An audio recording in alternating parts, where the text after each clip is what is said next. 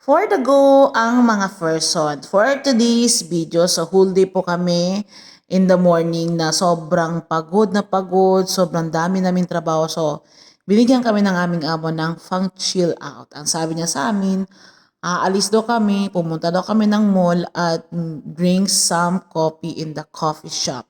So, binigyan niya kami ng pera. So, dahil malapit lang ang Avenue Mall sa amin, so nilakad namin to ni Juby. So, andito na kami sa loob ng Avenue Mall.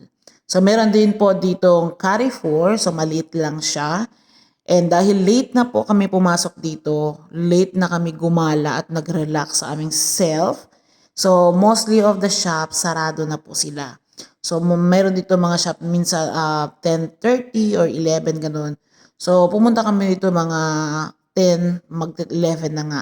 So, may nakita kaming Starbucks. So, tingnan nyo yung Starbucks, sarado na po siya. Wala na pong tao. So, go ang mga person dahil may nakita akong Cinnabon. Itong Cinnabon na to, sobrang famous talaga dito sa Dubai at sobrang sarap niya talaga mga kamars. So, sabi ko nga, hayaan muna natin yung diabetes. Ikain ko muna ito. So, bukas na natin i-diet. So, bawal na bawal talaga sa diabetes ang matatamis. Pero, yung diabetes ko ay nakukuha ko lang sa pagkain. So, pwede ko rin siya ibaba pag hindi ako kakain pagka kinabukasan. So, more of water lang ako. So, 50 dirham yung aming pera. So, sana abot. So, tingnan nyo mga kamars. Yan ang order ko. Yung Cinnabon na may walnuts, it's 19 dirham. Tapos, yung coffee latte ko, it's 22 dirham. So, dyan pa lang nabusog na kami.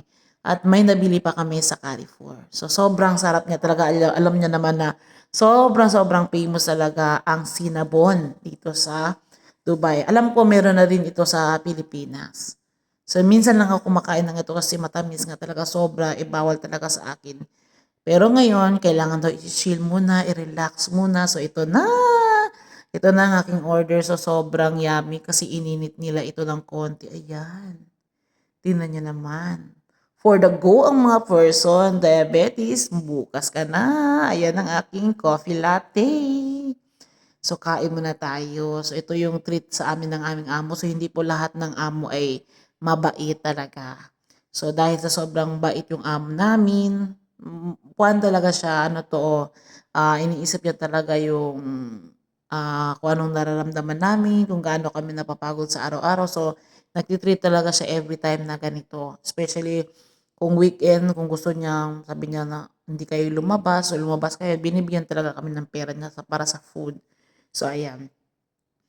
So, ayan. Tapos na kami kumain. So, nag-carrefour muna tayo. So, may naiwan pa akong 10 dirham.